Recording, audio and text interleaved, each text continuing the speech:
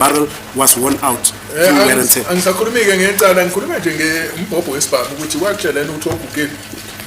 He never gave me such information.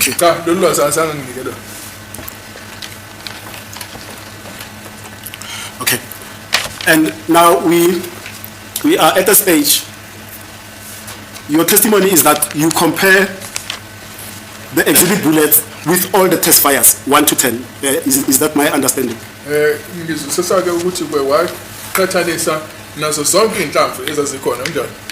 I examined all the test bullets that were given to me, including the exhibit.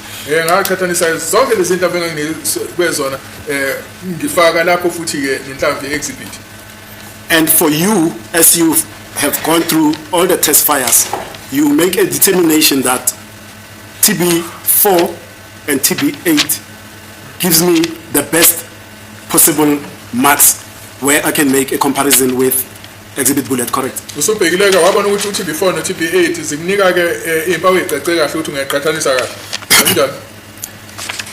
Yeah, it was just a quick run through all the tests.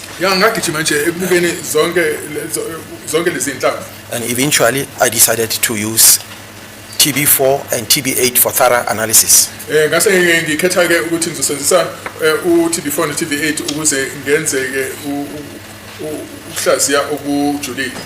Okay, when you say you made a quick run through all of them, then you preferred 4 and 8.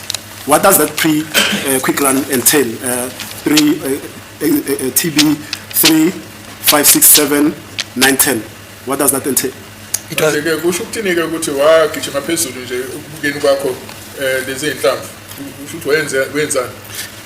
It was just to familiarize myself with the general appearance of the marks and the system of rifling on the tests.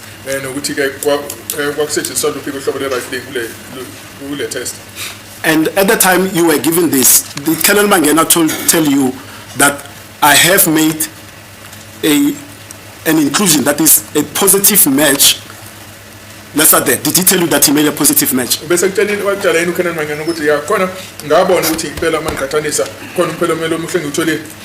No, he did not tell me that. Now you make your comparison focusing now on TB4 and 8.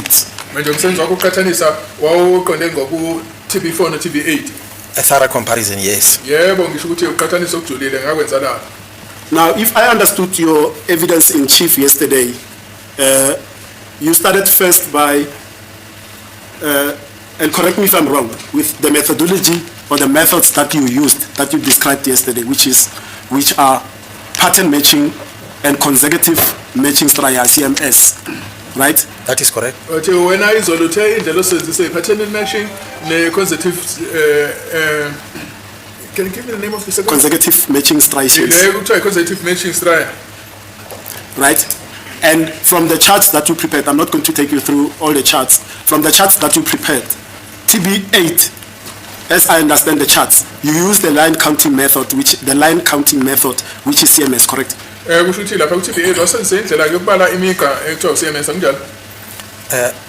Just to be very clear, yes, on the approach, or the methods, yes, that I followed. I followed the pattern matching method. Yes. Yes. Pattern matching method. With the pattern matching method, you are also able to identify both the striations and the impression marks. Yes.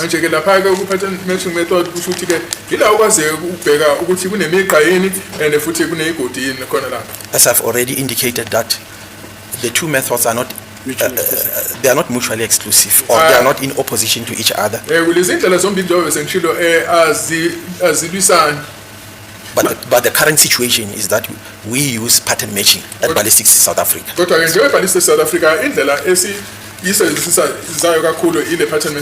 But it will not be incorrect if one uses CMS, because they both subscribe to the theory of identification.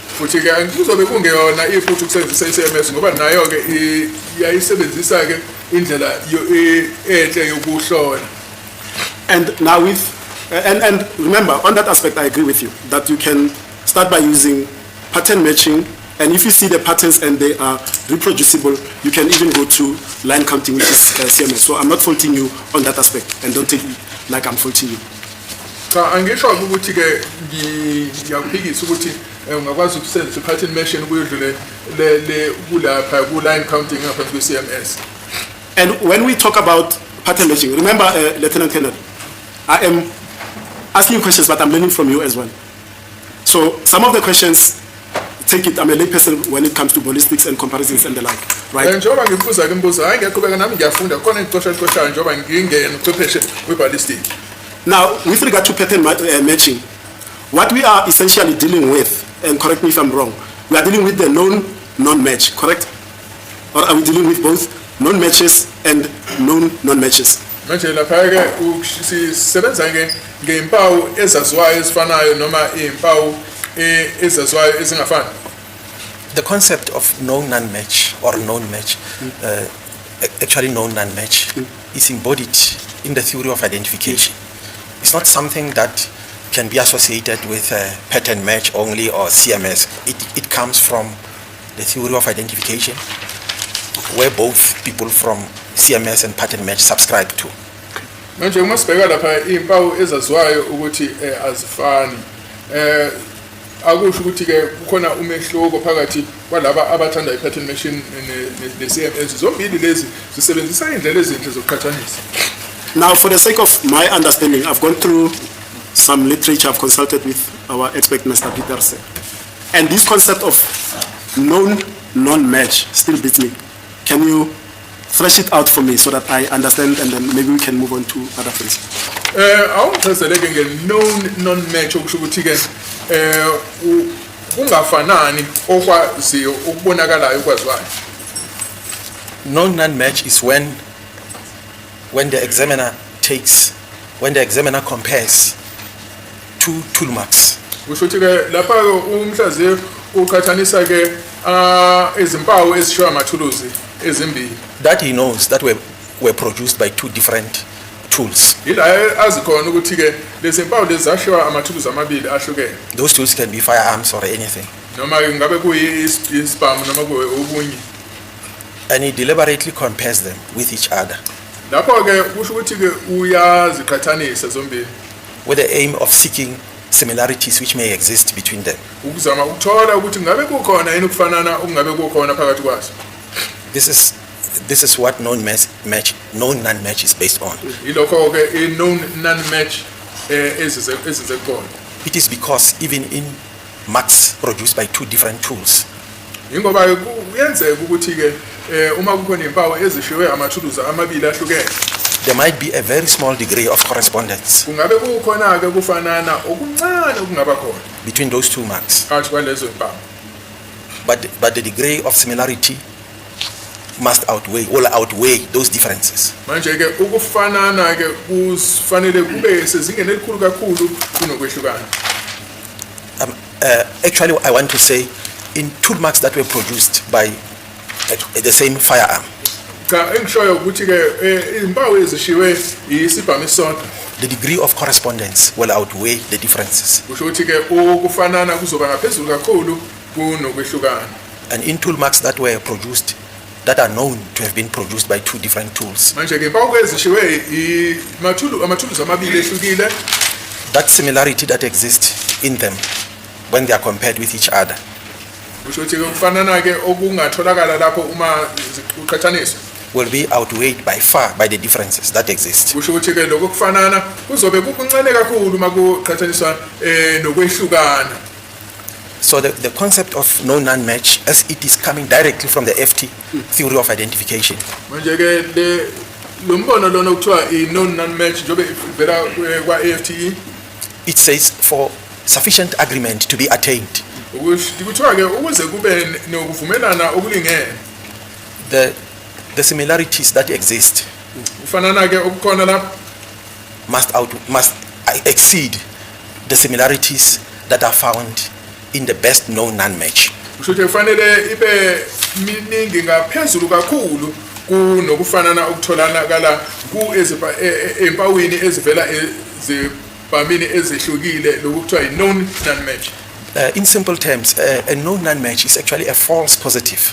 kuthiwa ke uma sikhuluma nge-known non-match kuthiwa ke into ke ebonakala sengathi yiyo kodwa engelona iqiniso. If I'm just putting it in simple terms, the marks appear to be similar to create an impression as if the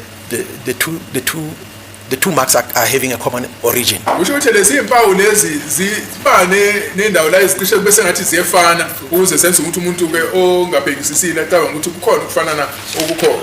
Although it is not the case. Nanoma ke kungenjalo. When the whole exhibit is examined around its whole circumference, manje kuma sesifubheka indingilizi yonke ke ya lenhlamvu isihlolo, that those agreements will actually show that they are in the minority. Manje kuzobonakala ukuthi izimpawu lezi ezinokuba sengathi ziyafanana zincane kakhulu.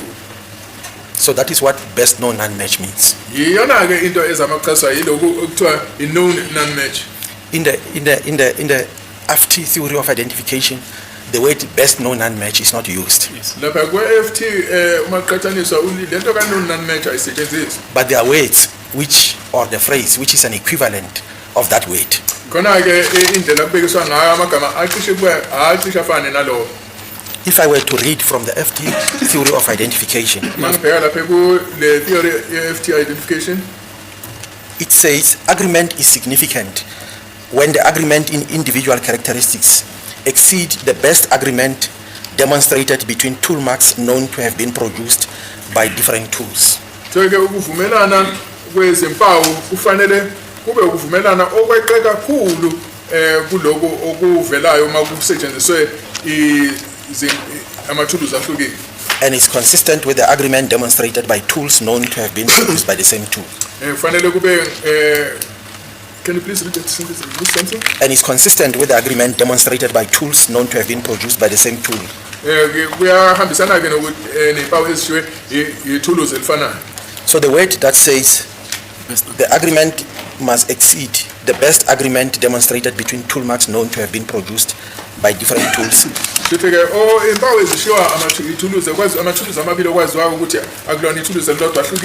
That is where the best known non-match is coming from. And that second principle of AFT, where you've sampled a reading from, the word in the glossary of terms of AFT, would I be correct that AFT does not define what is meant by best agreement, correct? Iqiniso ukuthi FT ayichazi ukuthi i-best agreement kusho ukuthi ke isivumelwano singcono kunazo zonke kusho ukuthi yini. No, that is not the vocabulary used by FT. FT uses the word sufficient agreement. Yes. I-FT yana ayisebenzisi lawo magama, isebenzisa lokuthiwa sufficient agreement kusho ukuthi isivumelwano esenele. And it further explains what will constitute sufficient agreement. And it uses again the word significance.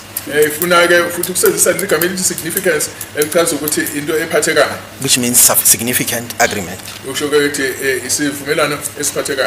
And it explains it explains how significant agreement is reached. And that is exactly my point. That is, AFT gives this second principle of theory of identification, yet sufficient agreement, which they rely on as a standard that you reach to make a match, an agreement, is not defined. And they say in order for that, there must be a best agreement, the one that you've just quoted. And they also go and qualify with other words. But my point is this. The criticism that has been leveled with the second principle is they use the word that it's secular, it's circuitous. Circuitous meaning we are going round and round in circles. Have you read literature that says the same thing? So FTE sufficient agreement okusho ukuthi isivumelwane esilingene kodwa ke iyehlulekile ukuthi ichaze ukuthi yini ke lesi sivumelwane esilingene ikhuluma ngesivumelwane esingcono kunazo zonke kodwa ke echazeni kwabo balokhu bejikajika entweni eyodwa uma belokhu bechaza indaba zami kuyiveza. What I can say is that FT has never given any statistical method. Currently, we don't use any statistics to demonstrate to demonstrate sufficiency. FT kusetshenziswa statistic kusho ukuthi asikho statistic esetshenziswayo ukuthi kuchazwe ukuthi insufficiency kusho ukuthi ke ukulinganela kukhulunyiswe kuyinywa ngani. It only uses the word sufficient agreement. I agree with you. I agree with you. Ukuthi isilingane isivumelwane esilingene. And that compels the examiner. Yes. When he's viewing the tool marks under the microscope. Yes. He must consider the total weight of correspondence or agreement against the disagreement that exists. But we have not yet arrived at a point where we can demonstrate that statistically.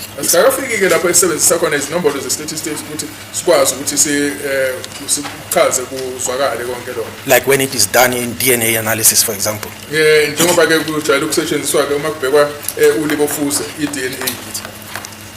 Now, I'm just going to read here because I said I want to thresh out this concept of best known match so that when I leave here, I understand it properly.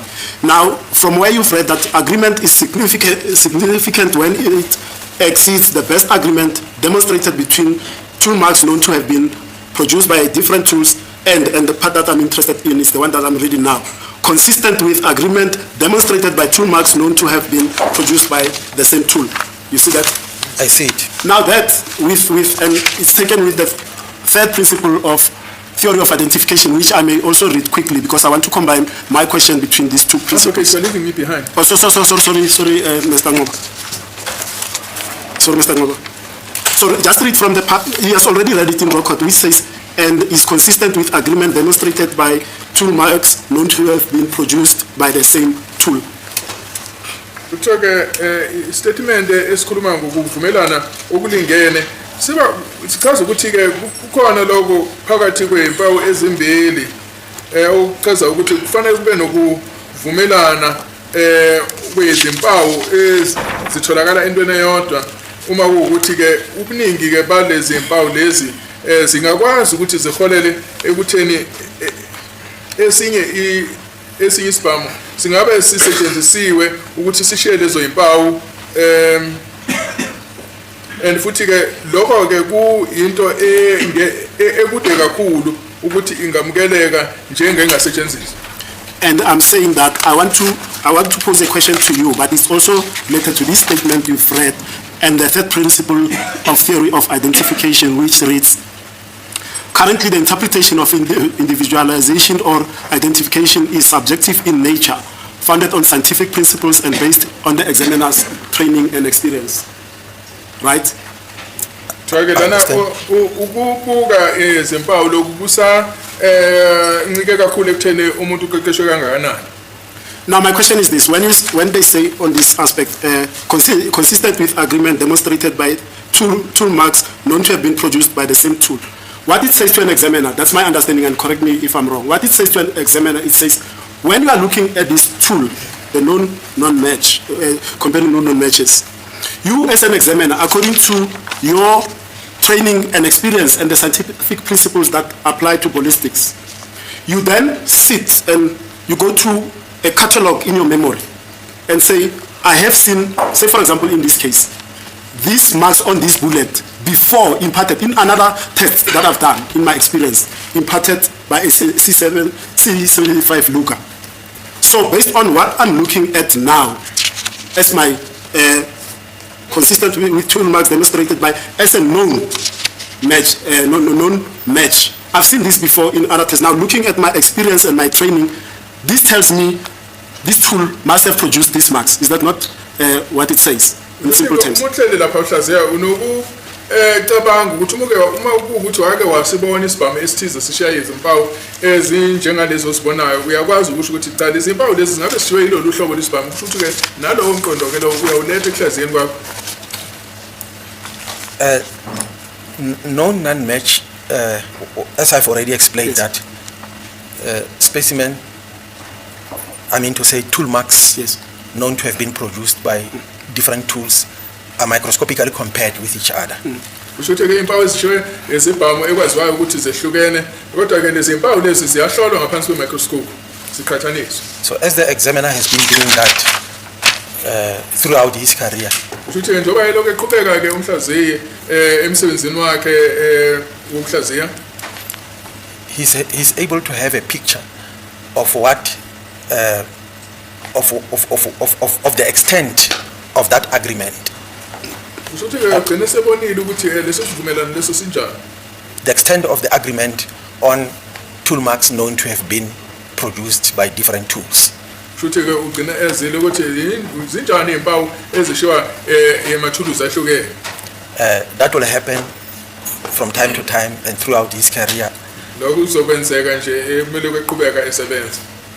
when he try to establish the best known non-match. Manje kumele uqhubeka ke ezama ukuthola ukuthi yipi i-best known non-match kusho ukuthi ke ukungafanani okwaziwayo. So he will eventually know that even though there's some agreement, some element of agreement between tool marks known to have been produced by different tools, Kusho ukuthi ke njengoba ezoloku azi ukuthi kukhona ke impawu ezishiwa amathuluzi ahlukile. the significance of correspondence, I mean to say the significance of the difference that exists, Kusho ukuthi ke ukwehlukana ke kwehlukana kwa lezi impawu ezingafani will allow him to make an elimination finding. kusho ukuthi kuzomsiza ukuthi akwazi ukuchitha leli thuluzi njengoba ezobe ehlolile wathola umphumela. So the best known non-match allows him only to know the extent of the agreement that can exist in tool marks known to have been produced by two different tools. Kusho ukuthi lokho kuzomsiza ukuthi azi ukuthi lezi ibhamu ezisetshenzisiwe zehlukile azifani. Okay. Now, regarding your peer review, if I understand correctly from the explanation given by other ballistic analysts who have appeared here in court, the FMJ is a harder compound bullet and CMJ is a softer compound bullet, and therefore the impartation of marks on both will be different. Ama ukushiyeka kwempawu entamvini uhlobo le-FMJ kuzohluka kulezi impawu ezitholakala kulolu hlobo lwenhlamvu uCMJ ngoba insimbi lezi aziqinanga ngokufana. I agree the transfer of marks might not be the same. Yebo ngiyavumelana ukuthi ukwedluliseka kwezimpawu angeke kufane. Now, in the light of that, for me, my understanding of a peer review is that you're reviewing the work, the actual work that Colonel Mangena did. That is, you are only reviewing TB 5 and 9 to see whether you can find the same things or the same marks that he found, so that you can confirm that TB 5 and TB 9. So ushuthi wena ubukeza uTB 5 no TB 9 nje ukuthi ubone ukuthi ke lokathi ukubonile ukutholile yini anginjalo. But before you answer, let me qualify this. In your answer to Mr. Mgomezulu, you said that you had access to the 10 test fires, but your preference was for foreign aid because it's a representative, those are representative specimens because they are fired from the same firearm, correct? So when I work at ukusebenzisa u4 and 8 ngoba ke zidutshulwe isibhamu esifanayo njalo. Yes, because all test fires are fired from the same firearm. Yebo ngoba zonke izinto ezisetshenziswa ukutesta zidutshulwa ngesibhamu esisodwa. I can use the representative samples. Ngingasebenzisa ke amasampuli ke amele lezi ezinye inhlamvu. My Lord, through the corner of my eye, when I was asking the question, I saw my Lord shaking his head. I'm not sure whether he was agreeing or disagreeing. He's saying he's basically choosing 4 and 8 to the exclusion of the other fired bullets, when his evidence is that he tested all, under the microscope, all the fired bullets by Mangena. Is that not so, sir? That is correct, my That's Lord. how I understand English. No, that was not even my question. And now you say he prefers. No, that was not even Okay, my question. I say a peer review, and I'm going to repeat it without fear, favor, prejudice. A peer review, when somebody says peer review this for me, he's actually referring to the actual work that he has done. In this instance, Mangena confirmed positive matches on 5 and 9. And my question to you, go on. Uma uthola peer review kusho ukuthi kubukeza umuntu naye onalolu lwazi olufana nayo nolwakho. Methi ufuna uyobukeza lo msebenzi lo owenze kusho ukuthi hamba uyohlola ukuthi ngempela lokho akutholile kuyafanana yini.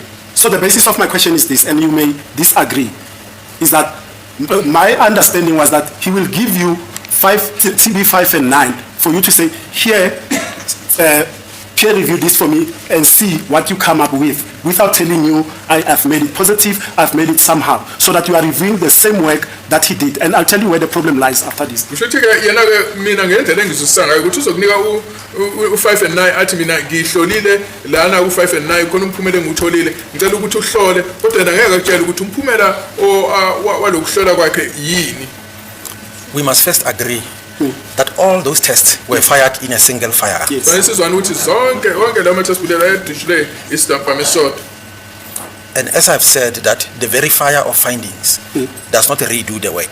Njengoba sengishilo ke ozobukeza umsebenzi akaqaleli phansi ngenza umsebenzi. The verifier of findings can take any test or all of them or anyone. Noma nje ke lo obukeza